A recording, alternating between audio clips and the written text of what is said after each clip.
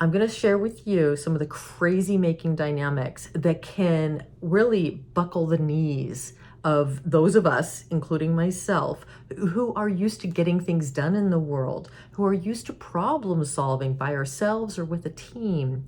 And we just encounter walls in our step family. You can return to being that confident, bold woman in the world that you are.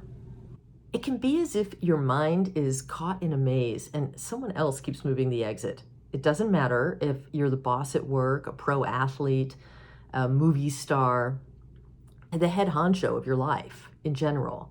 As a stepmom or a stepdad, we lose authority at home to solve problems, to fully express ourselves. How do I know this? I've been a stepmom twice to 6 kids for over 20 years. I'm the youngest in a stepfamily of 7, and I'm the only child of my mother and father together. So everyone is a half-sister or brother to me, and I'm a half-sister to them. I lost my sense of self in all of it, but using the tools that I teach stepmoms, I am now happily married. And I support stepparents in redesigning their lives to protect all aspects of their life, from mind to money.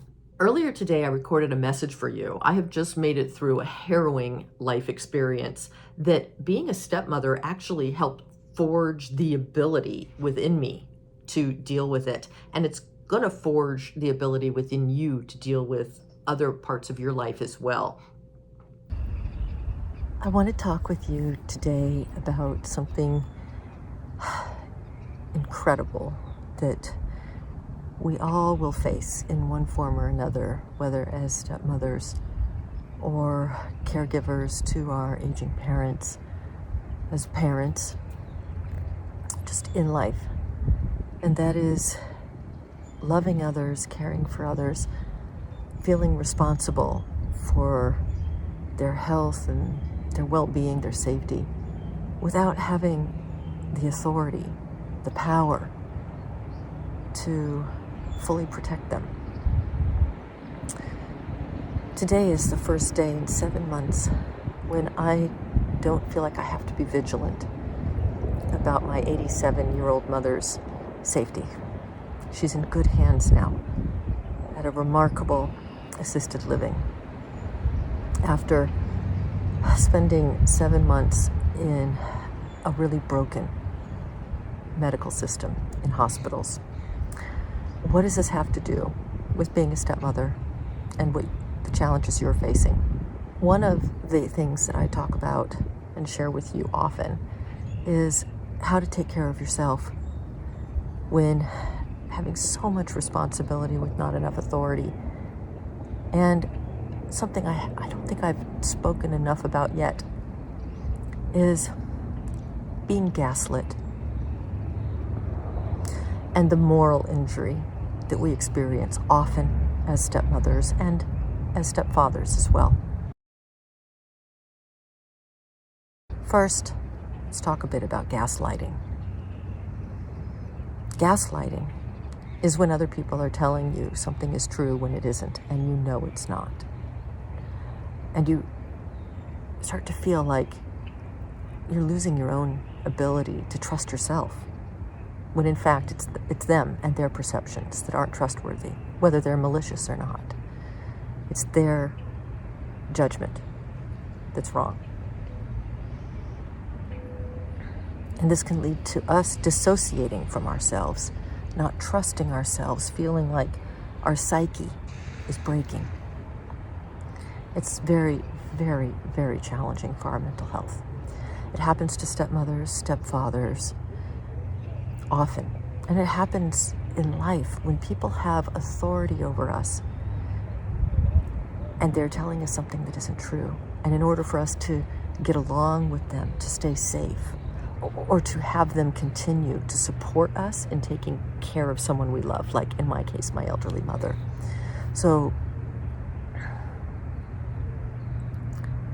your partner, your stepchildren, your friends, your in-laws, anyone else in your life who's telling you that the pain and suffering that you're going through as a stepmom, that the perceptions you have about the safety and well-being of your stepkids, right?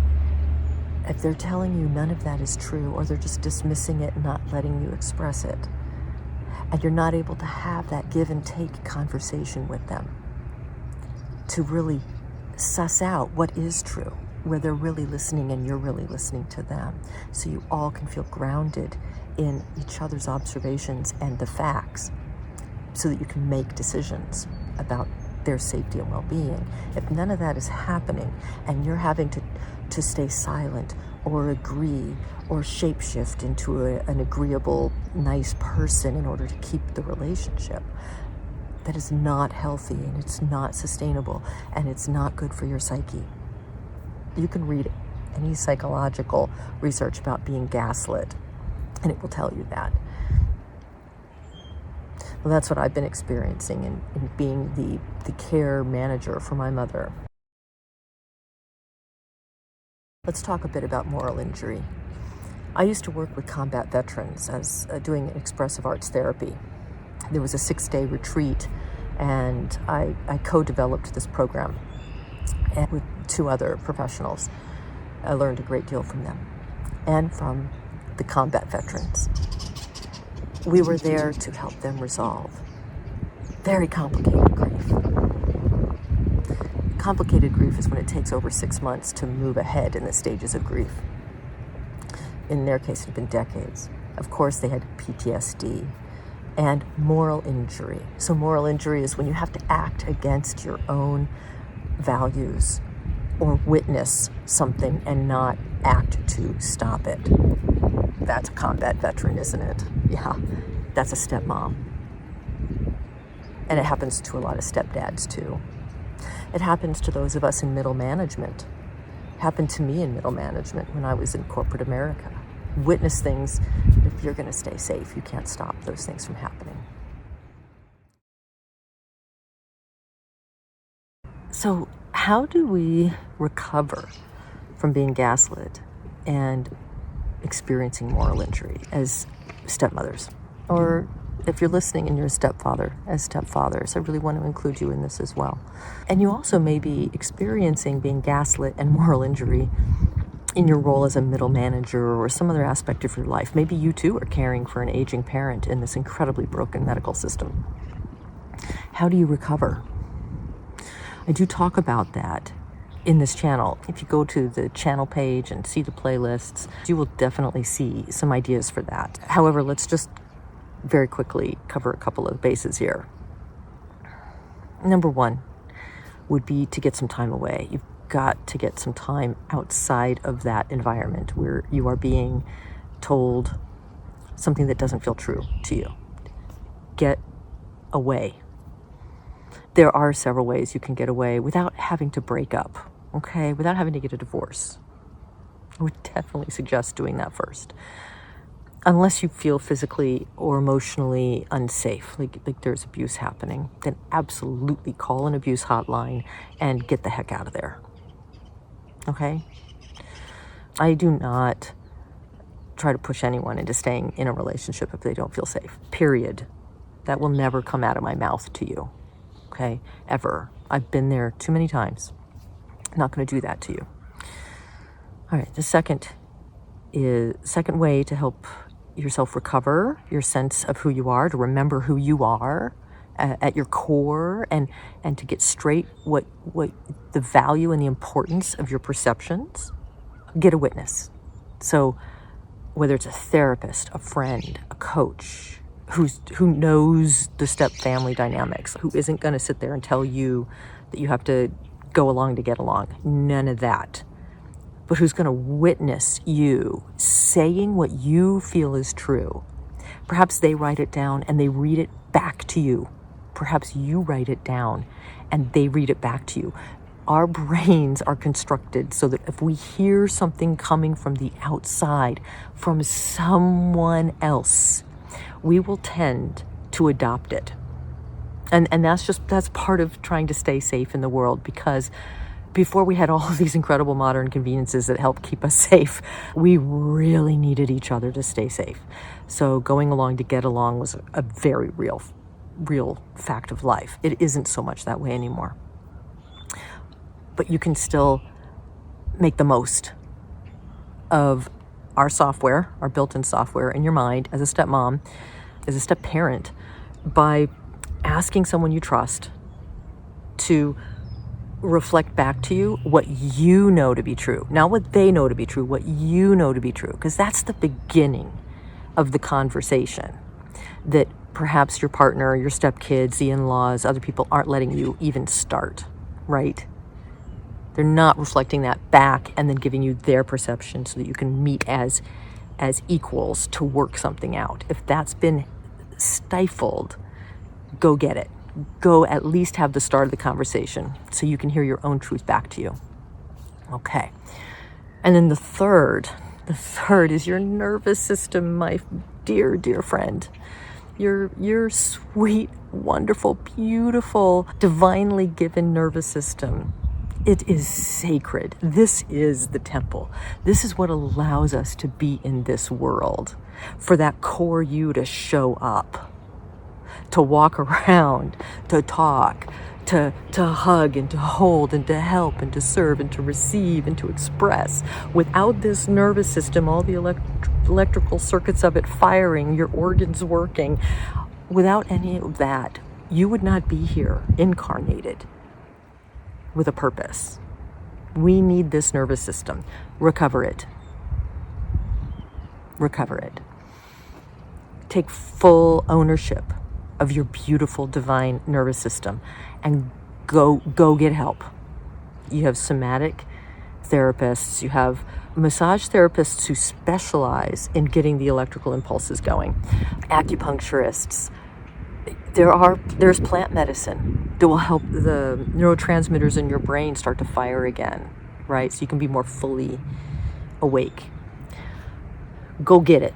There are a lot of other options as well. Those are the three, right? Those are the three methods. There is hope. There is hope, whether you choose to stay in your relationship in a whole different way, full-time, part-time, whatever it is. And I have lots of videos on how to do that. I'm a big believer in redesigning the whole thing. Whether you decide to leave, either one of those, you need recovery. Don't do a spiritual bypass. Don't do a psychological bypass. Leaving and then just staying angry and bitter and feeling betrayed for the rest of your life and avoiding taking the risk again in a healthier way is a really painful path. You deserve to recover. All right. So if you want to dive deeper, there are videos. Check out my channel playlist. Go to my website. Check it all out. Get professional support that is trained in stepfamily dynamics. Whether it's from my courses, my book, whatever it is, or somebody else. You go get it. You go get them. You got this. We got this. We're all in this together. You are not alone. Before launching into how to recover your sense of yourself, your mind, the health of your mind from the ravages of stepfamily dynamics, we need to acknowledge that what you learn in stepfamily, how to cope, how to have resilience, how to decide whether to stay or leave, is going to serve you in other aspects of your life. From setting boundaries in other relationships, from handling power differences at work or in politics, and just facing situations really for the next 50, 60 years of our lives. We are served by what we learn as stepmoms and as stepdads. You're not crazy. You're not alone. There are ways to recover your clear thinking and return to that strong, confident woman that you are.